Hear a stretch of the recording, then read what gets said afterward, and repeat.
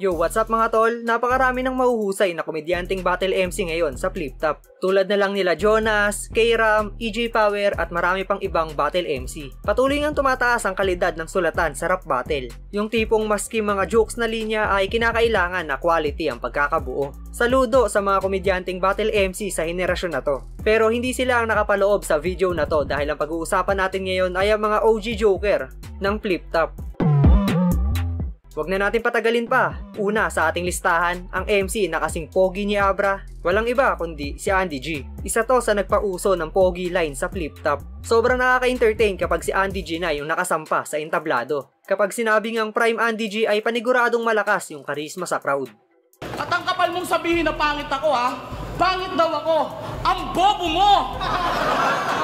Kaya nga Andy G yung pangalan ko, ibig sabihin ng G, guwapo!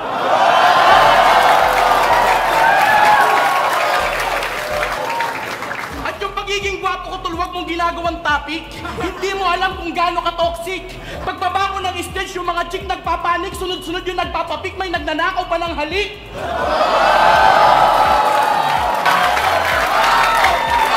Ikot may paliwanag.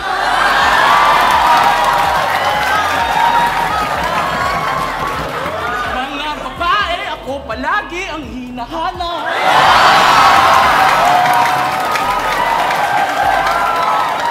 At bago matapos ang round 3, may sasabihin lang ako kay Looney. Dapat ako ang pinili mong kakampi at hindi si Abra.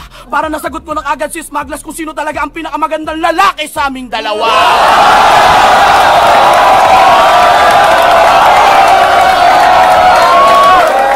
Sunod, Basilio. Palaging classic yung 2x2 run nila ni Crazy Mix. Ang madalas ngang flow ng Team CB ay si Crazy Mix ang taga-setup habang si Basilio naman yung bibitaw ng punchline. Dahil mas nagiging malakas yung dating o mas nagiging epektibo yung lines kapag siya na yung nagsabi, especially kapag jokes yung linya. Minahal din agad siya ng mga taga-subaybay ng liga kahit pa isa lang yung naging battle niya sa one-on-one.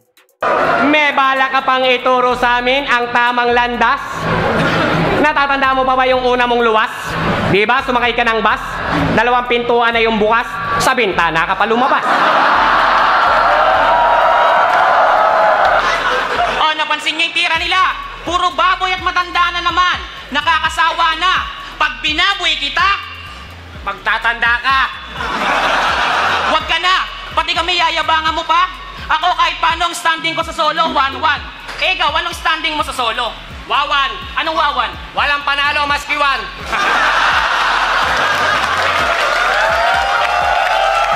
Sa pangatlong pahina, Camel Toe. Ito, saglit lang yung naging karera niya sa liga. Pero kahit na ganon ay sumikat pa rin yung mga linyahan niya at madalas itong marinig sa mga computer shop way back 2010. Kakaiba rin to mag-deliver ng punchline. Kalmado lang, pero may dating. Kung akong tatay mo matagal na kitang nilason, kamukha mo yung mga bata na chinuha ni Michael Jackson. Ako mauna sa battle ito kasi bakla yung kalaban ko. Yo! Ang dali mong basahin parang pang batang libro. Alam ko ng estilo ng jologs na to. Magpapatawa parang pang comedy bar na bakla. Hip-hop battle to pare, hindi eat bulaga. Yo, pero aminin ko, iniidolo kita. At masarap kang pakinggan. Kasing sarap ng nanay mo na sinip ako kakabilang. Syempre, kasama rin dito ang nag-iisang Delo. Magkahalong sulat at freestyle, yan ang sandata ni Delo noong nag-uumpisa pa lang ang liga. Pero naging epektibo pa rin yung ganong estilo niya. Sino ba naman ang makakalimot sa Delo versus Target, Delo versus Batas at Delo kontra kay Zaito? Mga legendary battles yan sa Flip Top.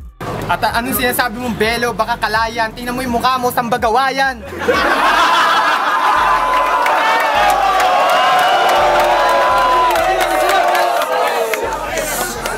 Kanina ko pa gustong sabihin, di ko matiis. Ang cute ng tigyawad mo, pwede patiris.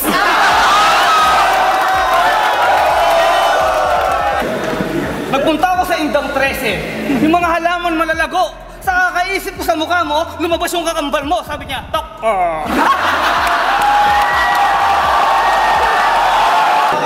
Yung sinabi mong huli, gusto ko lang masita. Kakambal ko, tok ko. Kakambal pala kita!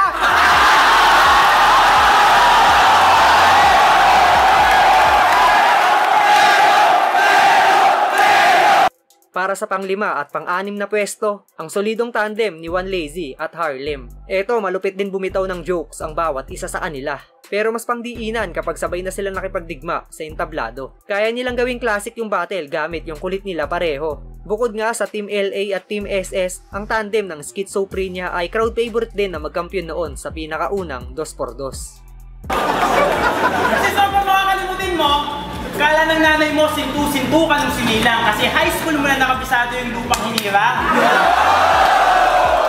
Sobrang makakalimutin mo nung bata ka, hirap ka matulog kasi lagi mo nakakalimutan kung ilan yung tupang binibilang.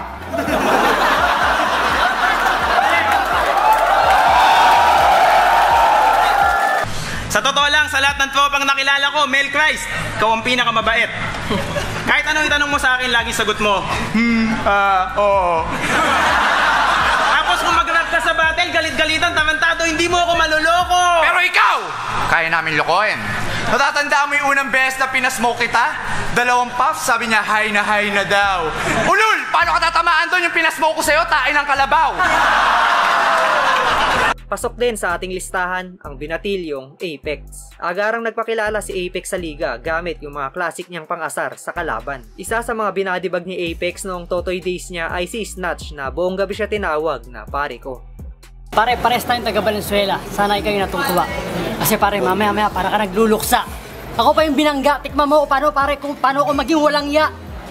Pare, paano mo ako titirahin? Pare, wala ka pang, di mo kakayanin, hindi ka aabot. Pare, maghanap ka pa ng panukat. Hindi ka sapat sa akin, pare, para lang kitang gagamba. Ako yung aking sinasapot. Alam mo, Snatch, ang pangit mo pala. Tingnan mo naman, nagsusombrero yung paa. Utak mo maliit, parang bulilyo sa bingo. Takpan mo nga yung mukha mo, Eugene Domingo. Payong kapatid, pare matuto kang mahiya. Ikaw yung bidang bakla, sa maalaala mo kaya. Ang ganda ng pormahan mo pare, ano ka, Meksikano? Bading ka nga siguro kasi kala mo sexy ka, no? Etong si Andy G, wannabe na Andrew E. Hipi mo may cavity, tenga mo may honeybee. Alam mo nagmula ka sa state of calamity. Pakpak na lang ulang, kamukha mo na si Jollibee. Sunod, si Silencer. Malamang yung mga OG fans dyan ng Flip Top ay tanda pa yung linya ni Silencer na lyrics ang ibabanat ko. Isa yon sa mga classic moments noong 2010. Lyrics ang binabanat mo. Talaga naman dito ikaw ay bobo na udal at talagang humihinto kasi mahilig kang kumain ng hito. May balbas at para bang kapal ng tartar. Kaya ngayon di ba ikaw ay garapal ganito. Ako magtanghal dito. Napapahype ko ang mga tao. Yung butas na tinatawag mo, humihinto nga ang freestyle mo. Bobo, malinaw pa sinasabi. Sa pang-siyam na pahina, syempre, Sinyo mga tol. Kagaya ng kay Delo ay freestyle din yung gamit na armas ni Sinyo sa battle noong unang sampa nito. Pero nadala pa rin niya yung laro gamit yung kulit ng isang Sinyorito. After ng ilang battles ay madaling nakapag-adjust si Sinyo at nahuli agad niya yung kilitin ng mga taga-subaybay ng liga. Sobrang classic na mga jokes at rebuttals na hinahain niya sa atin. At hanggang sa era ngayon ay nadala niya yon. Alam mo ba pagitan natin? Sasabihin ko na ngayon, Enigma para mong pinapaawat kay Chef Borlo ang nagwawalang si Megatron. Parang Barney versus Godzilla. Naruto versus Boy Abunda. Taguro versus Dora. And I like that too. Eastside daw siya, wow, 727. Eh nung last battle mo, nag-blondie ka pa, mukha kang rugby boy sa 7-Eleven. Kasi si Real Talk, kung sinong sikat, yung estilo nyo, ganun din. Nung sumikat si Balakid, lahat kayo gustong magmalalim. Nung sumikat si Lunila, halos lahat nagra-rap ng may multi. Nung sumikat si Smaglas, lahat ang bibilis at ang aangas. Putang ina mo, pag sumikat si Righteous, gusto ko gumanyan ka. Gumanyan ka!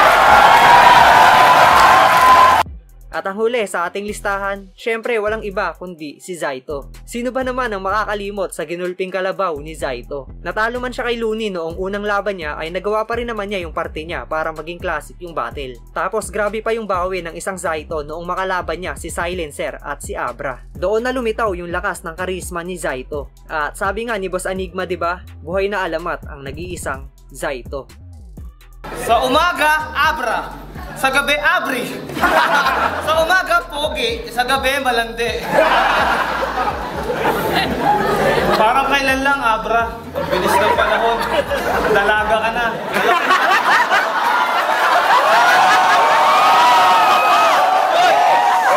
Dalaw na nga yung regalo ko para sa'yo. Ito, pangontra sa regla, pangarap mo na bra. Ako si Saito, rep aircon technician. Itong kalabang ko, taga-paypay sa kulungan. Kahit anong klase ng aircon, split type, window type, kaya kong gawin. Pero yung mukha nito, hindi ko kayang ayusin.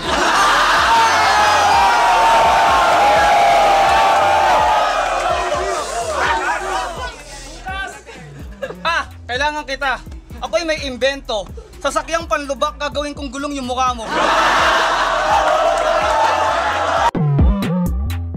At ayan nga ang top 10 OG Joker sa Flip Top. Kayo mga tol, sinong top 10 OG Joker nyo? Pwede nyo yan i-comment sa ibaba at babasahin nating lahat yan. At kung natripan mo yung content natin ngayon ay huwag mo kalimutang i-like yung video na to bilang suporta at mag-follow at subscribe ka na rin sa ating Facebook page at YouTube channel.